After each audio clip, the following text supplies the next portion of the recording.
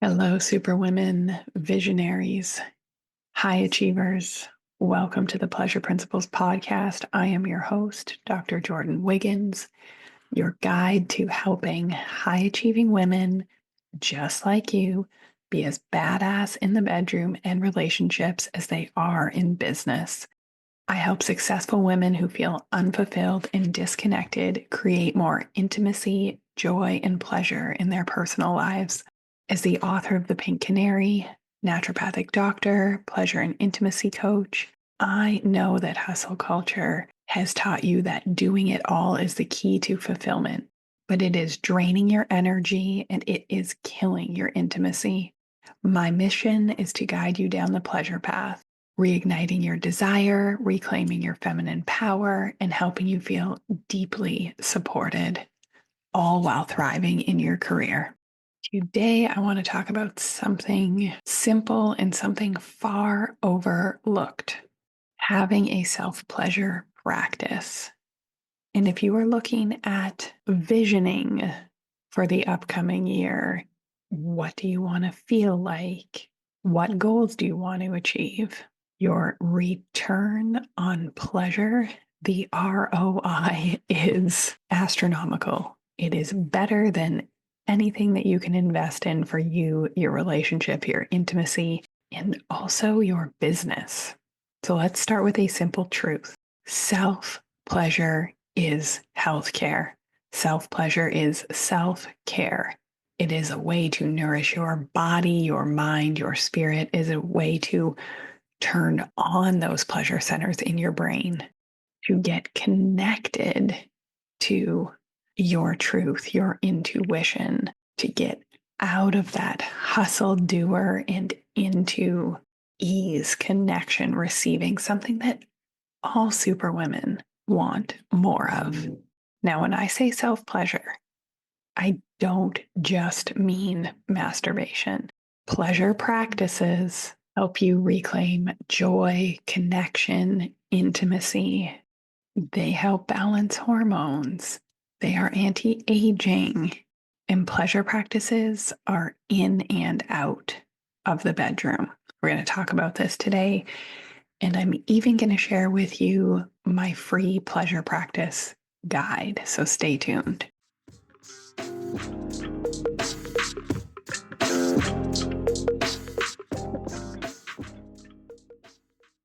So, a pleasure practice. Let's start with a definition. A pleasure practice, the way I teach it, is anything that makes you feel pleasurable, anything that makes you feel happy, playful, can be powerful, optimistic, peaceful, trusting, anything that's going to give you those warm and fuzzy feelings inside. So I want you to think about that. Is that looking at a sunset? Is that watching your kids play? Petting your animal, like those warm, fuzzy feelings of pleasure, joyfulness, free, valued, like anything that makes you feel good. So I want you to think of something that makes you feel pleasurable feelings, those warm, fuzzy feelings. Maybe it's butterflies. Anything that you do that gives you that feeling is a pleasure practice. So I have clients that say, I go get my nails done, but they are literally watching the clock the whole time and they're thinking of what they have to do. They are not present. So getting their nails done is not a pleasure practice for them. Okay. That's not making them feel good.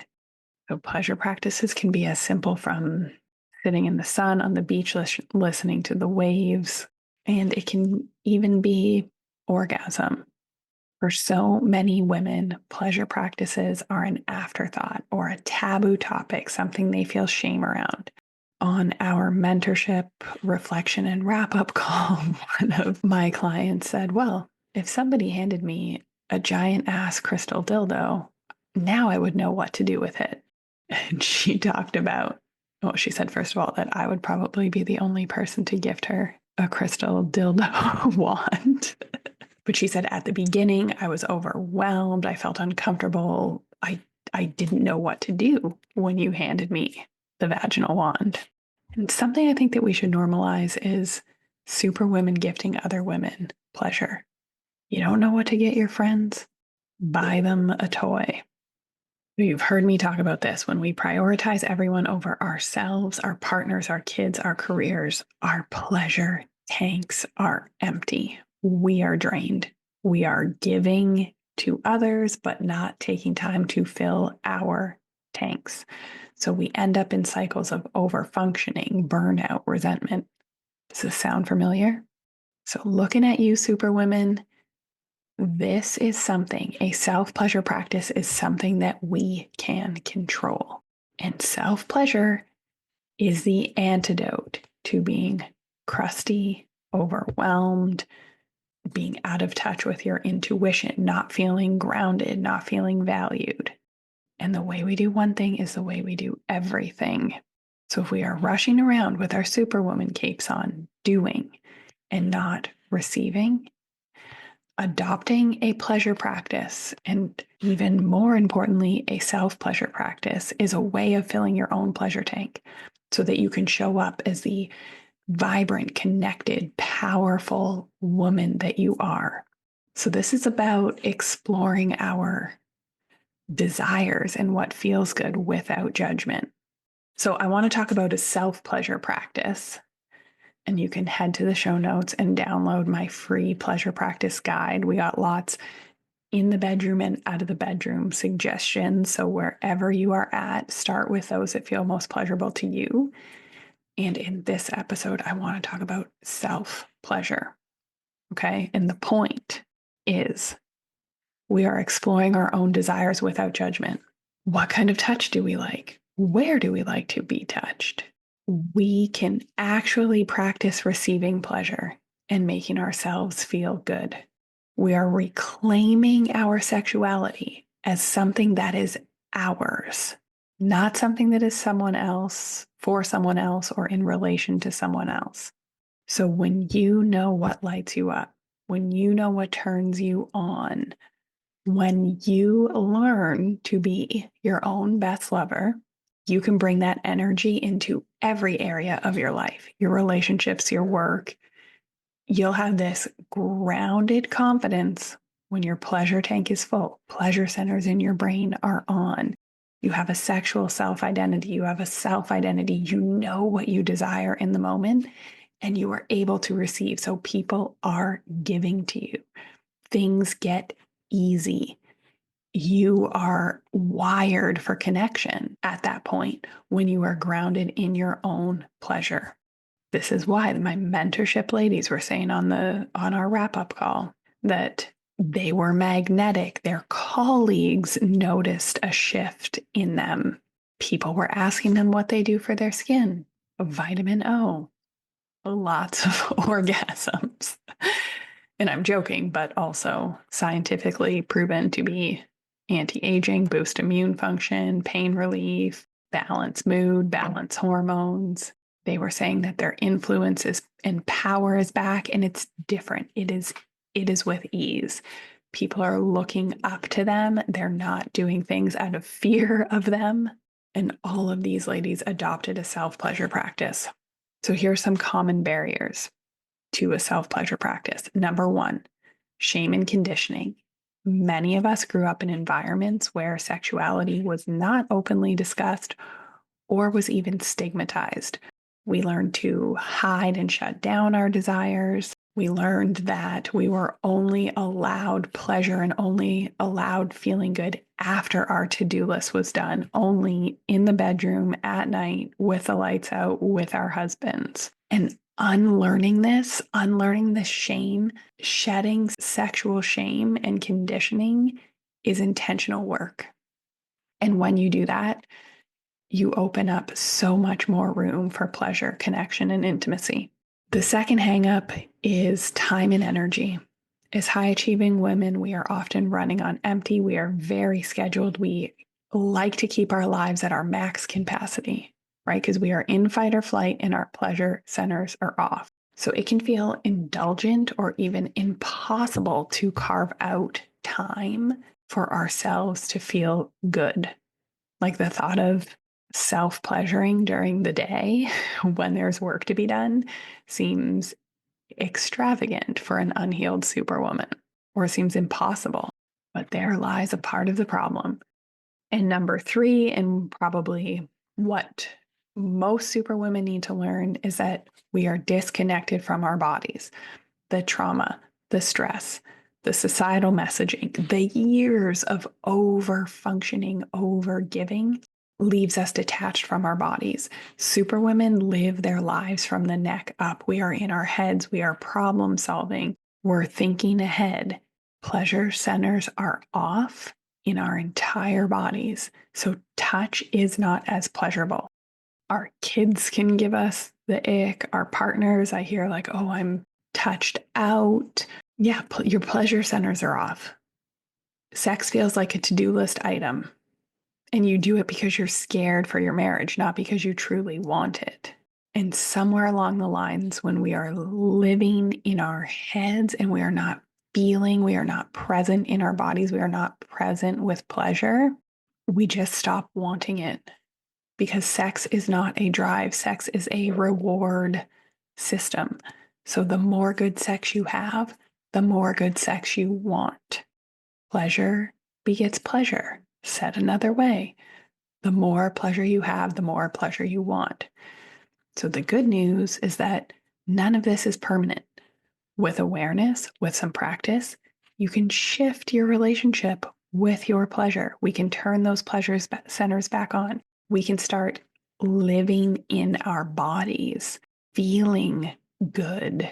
Imagine what your life would be like if pleasure was your state of being and you knew how to put your superwoman cape on and get shit done when you needed to. Because let's face it, we're not going to change who you are and how you've been raised. We're just adding tools. We're adding pleasure practices for more connection and ease and fulfillment.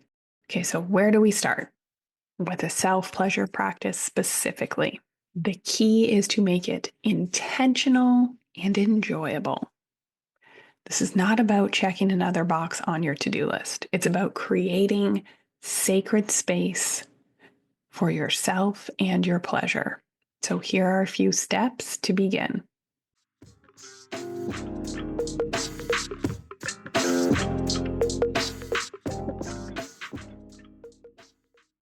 Number one, create space. Okay, this means space in your calendar, time to be uninterrupted, space in as in your physical space, quiet, comfortable spot, light a candle, play music, make it a space that feels inviting. Maybe you need a new blanket or pillows for your bed, something that feels relaxing, warm, kind of like honey. That's my vibe, but you set up your space for you.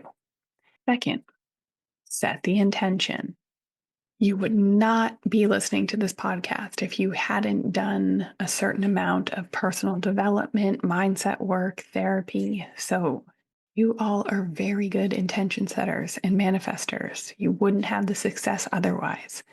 Set an intention for your self-pleasure practice. Think of this as a date with yourself. What do you want to wear? What makes you feel sexy? Maybe nothing at all. The point is, set an intention for how you want to feel. So, how are you going to dress? Maybe your intention is to just explore.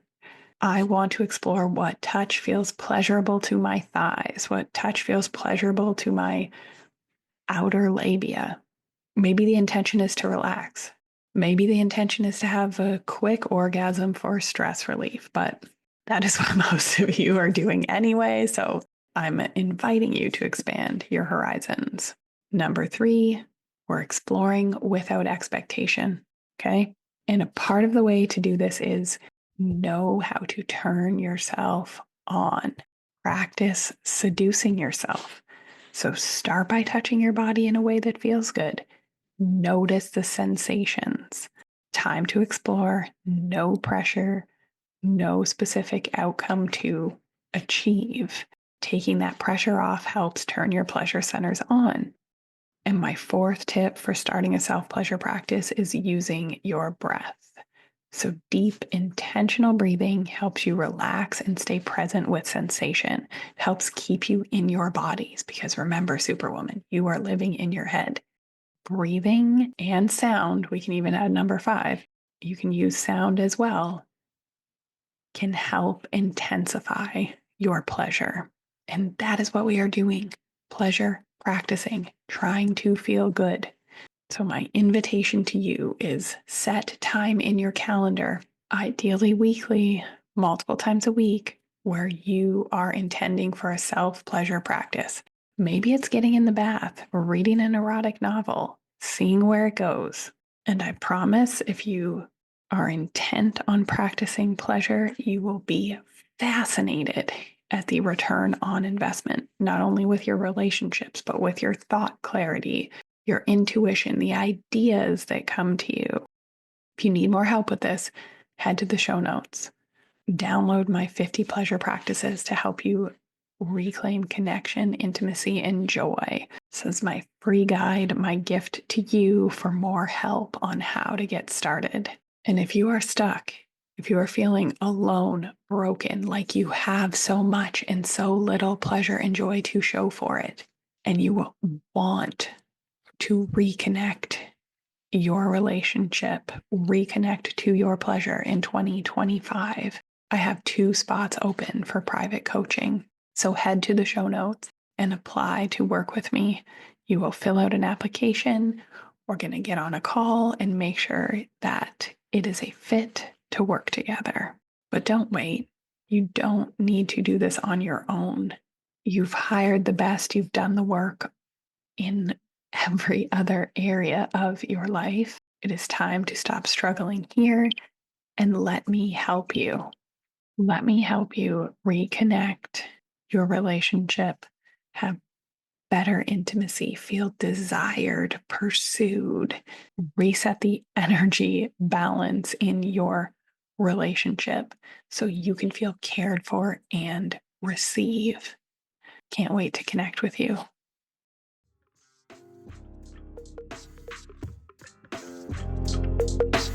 Have a great week, everybody.